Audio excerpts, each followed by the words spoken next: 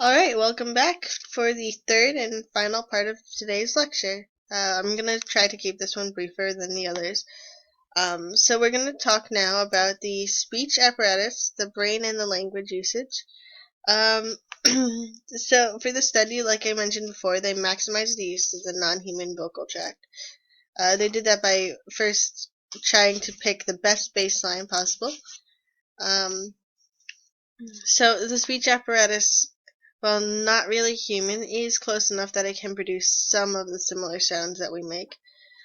Um, but a lot of people also were concerned that the Neanderthal just didn't have the mental capability of for creating speech, and actually they determined that the cranial capacity was equal to that of modern man's. The frontal lobes are really what distinguish the difference between modern man and Neanderthal. Um, and but also that the brain stems in newborns and Neanderthals are quite similar again. And the lateral sulcus of the brain is gaped anteriorly for Neanderthals, but that they were most likely able to produce their own primitive language. Um, as we mentioned earlier, this would have been quite primitive language. It would not have been very well developed. But if we'll just take a look at the brains here now. Mentally, the Neanderthal brain and newborn brain are quite similar. You can see that in the adult brain, the brainstem is almost vertical for modern man, and that just definitely shows that the the brainstem is quite the shape of the head is quite different from that of newborns and Neanderthals, and you can see that with the skulls as well. So you can see that the frontal lobes really distinguish modern man from Neanderthal. They're much larger and more well developed, and you can see that the Neanderthal does have a frontal lobe. It's not nearly as well developed, but the capability would have been there. So this language was likely very primitive and exploited all the capabilities of Neanderthal speech, but it probably also focused a lot on the physical signs that they could do. So body language, the way they move their body, arms and legs, the way they looked at each other, that was also probably a very big part of how they communicated with each other.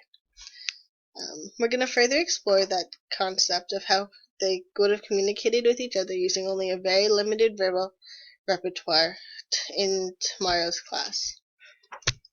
Alright, so in conclusion, I just want to go through and re-highlight some very important things.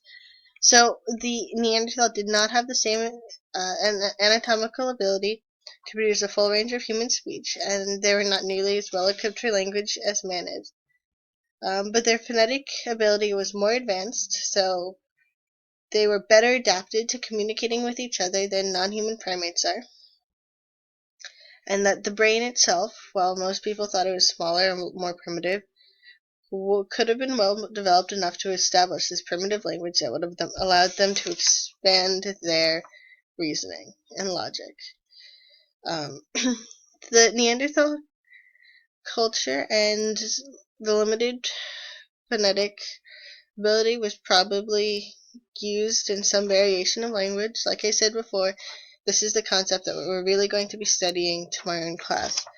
We're going to be looking at nonverbal communications and how we would be communicating with each other if we didn't have the ability to verbally speak. So we're going to you're going to come up with some ideas of your own, but some of the basic ideas or combinations of ideas even. But some of the basic ideas that I'd like to put into your heads are to use gestures. We use gestures today, we don't rely on them as much as Neanderthals probably would have had to if they used gestures. But we do use them to signal for people to come, to wait, to be quiet, to stop.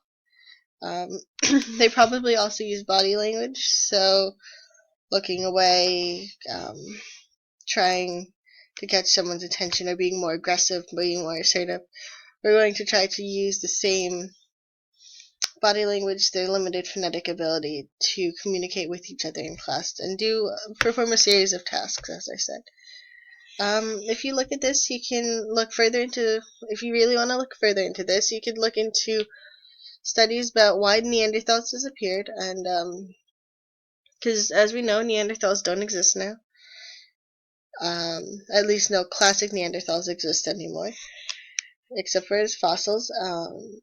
But you could look into why they disappeared and if there was any significant disadvantage they had because they didn't have the same verbal language that we were able to communicate with. And the also would be, you could look at the cultural significance of language in primitive cultures. These will be topics that we'll touch upon tomorrow during lecture.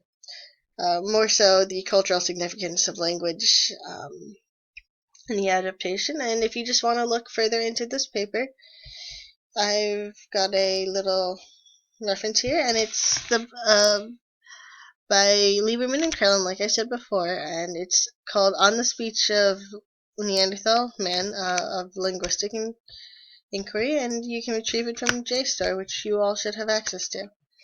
Alright, so I hope you guys are looking forward to tomorrow when you'll be able to communicate with each other using gesture and work together, being able to work together. I suggest that you try to think of some ideas now about how you can go out communicating. You'll have to give a series of instructions to each other, as well as trying to communicate with groups that had formed a different language.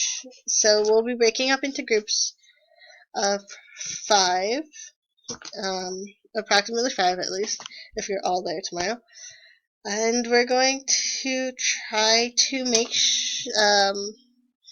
you're going to have to try to locate some flags that I'm going to be hiding around the classroom, but you won't be able to speak, and you'll only be able to use your primitive language to direct one person to collect the flags. There will also be students that will be trying to distract you and get the attention of the person that's collecting the flags for your group. Your goal is to try to make sure that you can get to all 20 of the flags that are hidden around the classroom. You'll have 5 minutes for this activity, and then we'll spend some time discussing it. And then the second activity is going to be a little bit more crazy. You will be each of your groups will receive a empty beaker, and a small plastic cup. And I'm talking about small. I'm not talking about one of those big solo cups, but one of those little itty bitty drinking glasses, maybe even smaller. Those little glasses you'd get for using mouthwash at like the dentist at the dentist. That size glass, and you'll be using that glass to fill your beaker of water. But you're only able to follow specific lines on the floor, which you'll see tomorrow. And you'll also have to avoid specific animals that are blocking your path. You can't step over them. As much as you'd like to, the animals are there, you can't step over them. If you put yourself back in the last glacial period, the herds of animals could stretch on for miles. So you're going to have to find a new way around, and you're going to have to communicate with your group. And here's where the cultural significance is going to really come into play. I am going to see if you guys can all cooperate with each other while all speaking a very different language from each other.